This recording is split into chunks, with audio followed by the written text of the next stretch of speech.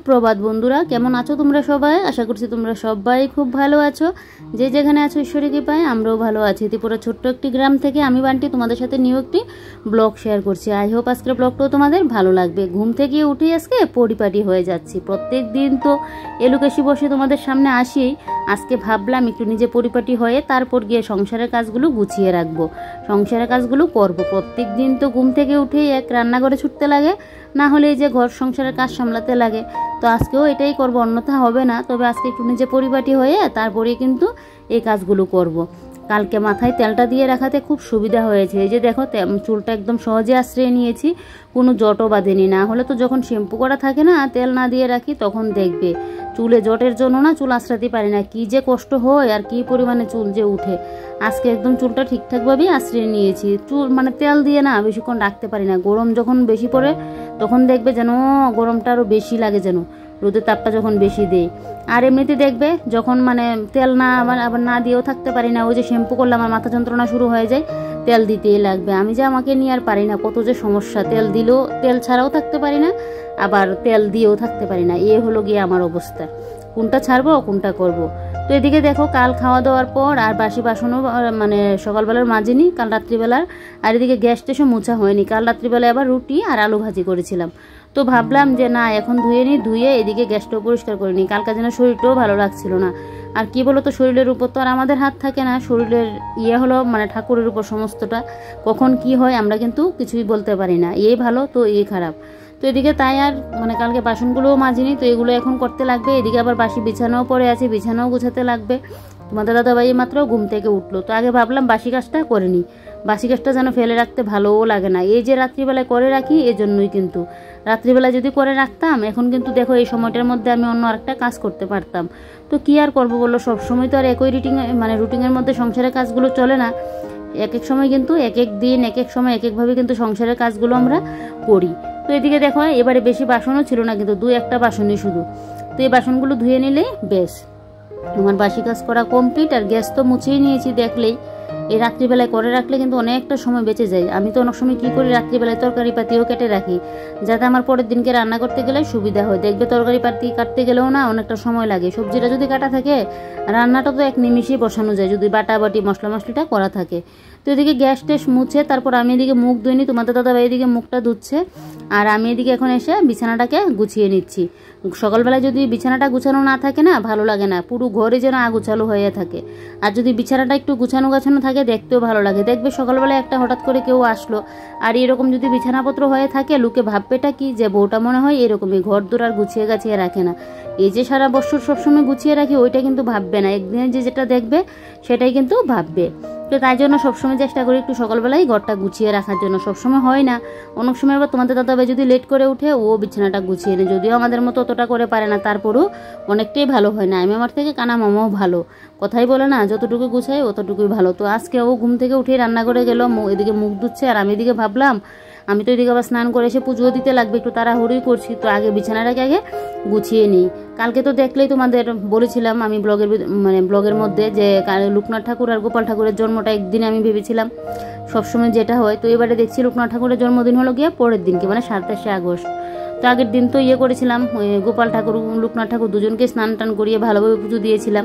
তো আজকেও আবার লোকনাথ ঠাকুরকে পুজো দেবো। আমার বর বলছে যে ঠাকুরের যেদিন সেদিন করবে না, তো আগের দিন করলে কি হবে।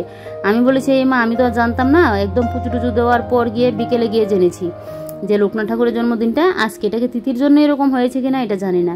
তো আজকে লোকনাথ ঠাকুরকে স্নানটা করাবো ভালো করে, কিছু হবে না, গরমকাল তো। ঠাকুর কালকে স্নান করে নিয়েছে, আজকেও আবার একটু স্নানটা করবে, বেশ ঠাকুর মজাই পাবে। এই গরমের মধ্যে যদি 2 দিন লাগাতার এইভাবে স্নানটা করে না, বেশ মজাই দেখবে পাবে। এই গরমের মধ্যে আমরা স্নান না করে পারি বলো? যদিও অন্য সময় স্নানটা কাপড়টা ভিজিয়ে শরীরটা মুছিয়ে নিই, কিন্তু এই যে এই জন্মদিনের বলে কথা, বার্থডে বলে কথা, সেদিন তো বলের মধ্যে বসিয়ে একদম ফুল দুব্বু টুব্বু নানান কিছু দিয়ে কিন্তু ঠাকুরকে স্নান করায়। তো সেমভাবে আজকে লোকনাথকেও করাবো, কালকেও তো করেছিলাম, আজকেও করাবো, আজকে যেহেতু লোকনাথ ঠাকুরের জন্মদিন। তো এটাই লোকনাথ বাবার কাছে প্রার্থনা করি, যে যেখান থেকে ব্লগটা আমার দেখছে, আমার পুরো ইউটিউব ফ্যামিলিকে তুমি ভালো রেখো, সুস্থ রেখো, সবার মনের ইচ্ছেগুলো একটু পূর্ণ করে দিও। এটাই লোকনাথ ঠাকুরের কাছে প্রার্থনা করি সবসময়।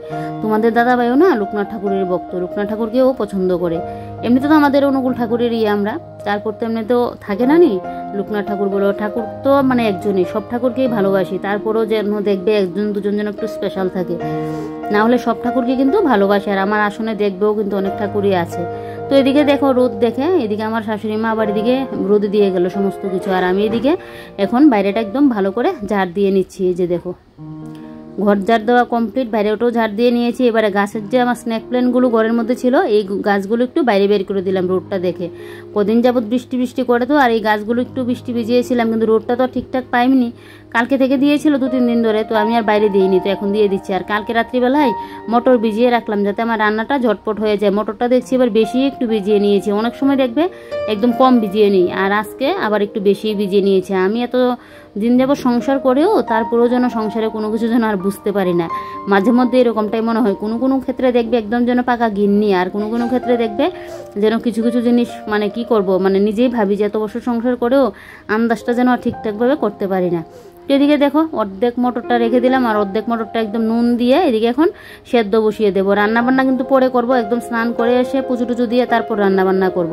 এদিকে ফ্রিজ থেকে মাংসটাও বের করে নিয়েছি, আর এদিকে দেখো এবার আমি পেঁয়াজ রসুন আলু এগুলো কেটে নিচ্ছি। ঘুগনি রান্না করব আজকে মাংস দিয়ে, ওইটা আবার বেশ ভালোই লাগে। তো মটরটা ভিজিয়ে রাখলে আগের দিন খুব ভালো হয়, তাড়াতাড়ি রান্নাটা কিন্তু করা যায়। তোমাদের দাদাভাই এদিকে গিয়ে এলো বাজারে, আমার কয়েকটা সবজিও লাগবে, তো এগুলোও নিয়ে আসবে, তো গেল বাজারে। তো এদিকে দেখো আমার এদিকে আলু পেঁয়াজ এগুলো মানে ওইখানে রেখে আমি এদিকে এই যে কাটলাম যে ওই ছোলাগুলো, এগুলোকে এখন ডাস্টবিনের মধ্যে কিন্তু ফেলে দেবো। আমার না যে কাজটা করি সেই কাজটা যদি সাথে সাথে পরিষ্কার করে রাখতে পারি তাহলে যেন আমার ভালো লাগে, আর দেখবে অনেকটা ভালোও কিন্তু হয়। না হলে এই কাজটা ফেলে রাখলে আবার দেখবে আরেকটা কাজের পরে এসে কিন্তু এই কাজটা করতেই হতো। তো সময়ের কাজ সময়ে করে নিলে ভালো হয়। আর দেখো জায়গাটাও আমার নোংরা নেই, একদম পরিষ্কার হয়ে গেছে। তো যাই হোক এদিকে কাটাকুটি তো হয়ে গেছে, এবারে যাক অনেকটা কাজে আমার এগিয়ে গেছে। এদিকে ডালটাও সেদ্ধ হয়ে যাচ্ছে, ডালটা সেদ্ধ হওয়ার পর ডালটা নামিয়ে আমি কিন্তু ভাতটা বসিয়ে তারপর যাবো স্নানে। আর এদিকে আলু পেঁয়াজ রসুন সমস্ত কিছু দেখো এখানে কিন্তু আমি রেখে দিয়েছি। এবারে দেখো চালটা ধুয়ে নিচ্ছি। এদিকে আমার ডাল সেদ্ধ হয়ে গেছে, ডালটা নামিয়ে নিয়েছি। আর কি হয়েছে বলো তো, ডালটা কিন্তু 2টা সিটি দিয়েছিলাম, আর নতুন ডাল মনে হয় 2টা সিটি দেওয়াতে একদম পুরো বত্তা বত্তা হয়ে গেছে, বেশি একটা হয়নি, তারপরেও কিছুটা কিন্তু মানে আর একটু শক্ত থাকলে ভালো হতো। তো ওই যে আর কয়েকটা ডাল রেখে দিয়েছিলাম, মানে যে এগুলো বেশি হয়ে যাবে ওইগুলো কিছুটা দিয়ে দেবো, না হলে না এগুলো রান্না করলে মানে নাড়তে গেলে আরও বেশিও হয়ে যাবে। তাই তো এদিকে দেখো চালটা ধুয়ে নিচ্ছি, আর চাল ধোয়া জলটা কিন্তু আমি রেখে দিচ্ছি। এই চাল ধোয়া জলটা না আমি গাছের গোড়ায় কিন্তু দিয়ে দেবো। যে সমস্ত গাছগুলো গ্রো করে না, এই চাল ধোয়া জলটা যদি গাছের গোড়ায় দিয়ে দিতে পারো না, তাহলে দেখবে গাছটা কিন্তু অনেকটাই গ্রো করে, খুব তাড়াতাড়ি গ্রো করবে। তো এবারে দেখো ভাতটাও বসিয়ে দিয়েছি, ভাতটা বসিয়ে এবারে কিন্তু আমি রান্নাঘরটাকে ভালো করে এখন ক্লিন করে নেবো। আর সমস্ত কিছু তো কাটাকুটি হয়েই গেছে, এবার রান্নাবান্না আমার হয়ে মানে হয়ে যাবে। এখন স্নানটা করে এসে পুজোটা দিয়ে শুধু তরকারিটা রান্না করে নেব, অতটুকুই। তো চলো এবারে করবো ওই যে বাদ বাকি গাছগুলো, এই গাছগুলো নামিয়ে দিলাম। এখানে দেখো 2টা তো স্ন্যাক প্ল্যান্ট নিয়ে দিলাম, আর বাদ বাকি গাছগুলো দিলাম। দিয়ে এবারে গাছগুলোর মধ্যে ওই যে চাল ধোয়া জলটা, এই জলটা কিন্তু এখন দিয়ে দেবো। তোমরা কিন্তু এইভাবে দিতে পারো, তাহলে দেখবে প্রত্যেক দিন কিন্তু দেবে না, কারণ মাটি যদি বেশি ভিজা হয়ে থাকে তাহলে কিন্তু গাছের গোড়াটা আবার নষ্ট হয়ে যাবে, পচন ধরে যাবে। তো প্রত্যেক দিন দিতে লাগে না, কিছুদিন পর পরে কিন্তু দিতে পারো। তো এই যে অনেক দিন আগে একবার দিয়েছিলাম, তাই আজকে আবার একটু দিয়ে দিচ্ছি। তো সবগুলো গাছের মধ্যে দিলাম, আর একটুখানি জল রয়েছে, ওইটা আবার ওই সাইডের গাছগুলোর মধ্যে একটু দিয়ে দেবো। এটা না আমি আগে জানতাম না, তারপর একটা মানে একজন বলেছিল আমাকে এটা দেওয়ার জন্য, তারপর থেকে তো এটা আমি সবসময় ইউজ করি। আর আমি এরকম দেখেছিও গাছটা যেন তাড়াতাড়ি খুব গ্রো হয়। তো এই যে দেখো রোদ একটু দিয়ে দিলাম, একটুখানি রোদ লাগিয়ে তারপর কিন্তু আমি গাছগুলো আবার ঘরে নিয়ে যাব। আর বাকি জলটা ওই সাইডে দিয়ে দিলাম। দিয়ে এবারে দেখো রান্নাঘরটাকে এখন ভালো করে একটু ক্লিন করে নিচ্ছি। এখানে সবজিপত্তি মানে কিন্তু কাটিনি, তারপরে এই জায়গাটা একটু মুছতেই লাগে। প্রত্যেকদিন যদি এই জায়গাটা না মুছি, না হলে আমার যেন মনে হয় পুরো নোংরা হয়ে আছে। তো তাই জন্য এই জায়গাটা আমার প্রত্যেকদিন না মুছতেই লাগে। তো এবারে দেখো ভালো করে একদম এই যে ক্লিন করে নিচ্ছি চারিদিকটা, ভালো করে ক্লিন করে এই যে নিচগুলোও কিন্তু আমি মুছে নেব। তো তার আগে দেখো র্যাকটাকে কিন্তু মুছে নিচ্ছি, স্টিলের র্যাকটাকে। এই তো দুর্গাপুজো আছে, সেই পুজোর সময় তো আবার পুরো র্যাক ট্যাক একদম ভালো করে পরিষ্কার করতে লাগবে। এমনিতে সব সময় সারা বছর কিন্তু পরিষ্কার করি, তারপরেও দেখবে একটা চৈত্র সংক্রান্তি পুজো পার্বণ আসলে ঘরের আনাচে কোনাচে জিনিসপত্র যেন সমস্ত কিছু পরিষ্কার করতে লাগে। তো এদিকে হাতাগুন্তির ইয়েটাও মানে ভালো করে পরিষ্কার করে নিয়েছি, আর এদিকে সুইচবোর্ডটাও ভালো করে মুছে দিয়েছি। দিয়ে এই যে দেখো চলে আসলাম ফিল্টারের সামনে, ফিল্টারটাকে এবারে ভালো করে কিন্তু মুছে দিচ্ছি। ফিল্টারটাকে মুছে এই যে সাইডের টিনগুলোও কিন্তু ভালো করে মুছে দেবো। আর দেখো মাথায় তেল দিলাম তো, আর যেন গরমে মনে হচ্ছে কাজগুলোও করছি, আর রোদও দিয়েছে, মনে হচ্ছে যেন মানে মাথার তেল বেয়ে বেয়ে যেন আমার শরীরের মধ্যে আসছে, এত পরিমাণে গরম লাগছে। তো এদিকে দেখো এই যে এই সাইডের টিনগুলো ভালো করে একদম মুছে দিচ্ছি। তো এখানে তো আমাদের মুখ টুক ধোয়া হয়, আর বিশেষ করে ওই সাইডের টিনটা আমার মুছতে লাগে, তেল চিটে গিয়ে অনেক সময় কিন্তু টিনগুলোর মধ্যে পড়ে। তো এবারে দেখো নিচটাও ভালো করে মুছে দিচ্ছি। নিচগুলো আমার সবসময় মুছতে লাগে, উপরটা আর নিচটা, কারণ এই যে কোনো কিছু একটা কাটাকুটি করলাম, বাটাবুটি করলাম, কিছু একটা প্যাকেট থেকে একটা কোটোর মধ্যে নিলাম, তখন দেখবে এই যে এগুলোর মধ্যে কিন্তু পড়ে। তারপরে এই যে দেখো এবারে কিন্তু আমি চালের ড্রামটাকে ভালো করে একদম মুছে নিয়েছি, নিয়ে জলের ড্রামগুলোকে কিন্তু ভালো করে মুছে পরিষ্কার করে দিচ্ছি। তো দিয়ে এদিকে দেখো এই যে এখন করে নেব এই ফিল্টার মানে গ্যাসের সিলিন্ডারটাকে ভালো করে কিন্তু মুছে নিচ্ছি। তো একজন বলেছিল এটার জন্য আলাদা করে কাপড় নেওয়ার জন্য, তো এখন আর নিলাম না। এদিকে একটু তাড়াহুড়ো করছি, এদিকে স্নান করে এসে আবার পুজোতেও বসতে লাগবে, অনেকটা লেট হয়ে গেল। তাই কিন্তু আমি এই যে দেখো গ্যাস সিলিন্ডারটাকে এই কাপড়টা দিয়ে ভালো করে মুছে নিয়েছি, নিয়ে জল দিয়ে আবারও কাপড়টা ধুয়ে জলটা নিংড়িয়ে তারপর দেখো এই কাপড়টা দিয়ে আবার কিন্তু রান্নার এই যে এই সাইডটাও ভালো করে একদম মুছে দিচ্ছি, নিচ টিচগুলো ফিল্টারের নিচগুলো দিয়ে এই যে বেসিনের নিচটাও ভালো করে একদম মুছে নিয়েছি। নিয়ে এবার এখন ফ্রিজটা মুছে নেব। ফ্রিজটা মুছে আর দুইটা জিনিস মুছার আছে, ওগুলো মুছে আমি সোজা চলে যাব স্নান করতে। মানে এই কাজগুলো এখন না করে গেলে এসে আবার আমার করার ইচ্ছেও হবে না, তাই আগে করে নিচ্ছি। কোনো দিন স্নান করে এসে পুজো টুজো দিয়ে আবার দেখবে এগুলো করি, তো আজকে মনে হচ্ছে যে না এই কাজগুলো আগেই করে নিই। বিশেষ করে মাথায় তেলটা দেওয়ার জন্য যেন আমার এত পরিমাণে গরমটা লাগছে, তো আজকে শ্যাম্পু করবো না, তেলটা দেওয়া থাক, 2 দিন থাকুক, তারপর গিয়ে না হয় শ্যাম্পুটা করব। তো এই যে দেখো ফ্রিজটাকে ভালো করে কিন্তু এভাবে মুছে নিচ্ছি। দেখো খোলামেলা আমার কিন্তু ফ্রিজটা থাকে, তারপরেও কিন্তু আমার ফ্রিজটা পুরো ক্লিন থাকে। এই যে সবসময় এভাবে মুছামাছি করে রাখি, তাই কিন্তু এরকমটা থাকে।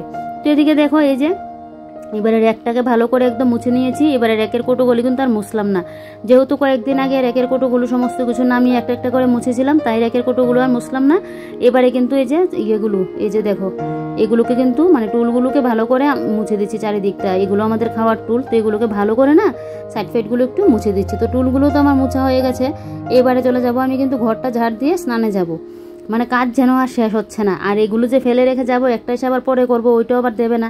কাজ দেখবে একটা কাজে যখন ধরি না, মানে তখন যদি এটা শেষ না করে যায় তখন যেন ভালোও লাগে না। আর এই যে দেখো এদিকে কিন্তু আমি তোমাদের সাথে কথা বলে ঘরটা ঝাড় দিয়ে স্নান করেও চলে আসলাম। এসে এই যে দেখো লোকনাথ ঠাকুরকে ভালো করে একদম কিন্তু স্নান করিয়ে নিচ্ছি। কালকে গোপাল ঠাকুরকে যেভাবে স্নান করিয়েছি সেমভাবে কিন্তু লোকনাথ ঠাকুরকে আমি স্নান করে নিয়েছি। নিয়ে এই যে দেখো এবারে পুজোর সবকিছু জোগাড়যন্ত্র হয়ে গেছে, এবারে শুধু পুজোটা দিয়ে নেবো। তো ওইদিকে দেখো প্রদীপও জ্বালিয়ে নিয়েছি, একদম ঠাকুরকে ফুল টুল দিয়ে বেলপাতা দুব্বু টুব্বু দিয়ে একদম ঠিকঠাক করে আসনটা সাজিয়ে নিয়েছি। আর এদিকে আমার প্রসাদের থালা সাজানো কিন্তু হয়ে গেছে। আর এই যে দেখো আমার গোপাল ঠাকুরকে কি ভালো লাগছে। আর এই যে সবগুলো ফুল দেখতে পারছো না, এগুলো কিন্তু আমারই গাছের ফুল, দেখো কি ভালো লাগছে না। আর আসনটা যেন ফুলে ভরা থাকলে কি ভালো লাগে। তো চলো এবারে পুজোটা দিয়ে নিই। আর আমি কিন্তু লোকনাথের পাঁচালি করবো না, কারণ আমি তো আর ঘট বসিয়ে পুজো দিচ্ছি না, এমনিতে কিন্তু পুজোটা দিচ্ছি। তো এই যে দেখো এবারে দেখো আমি এখন পুজোটা দিয়ে নিচ্ছি।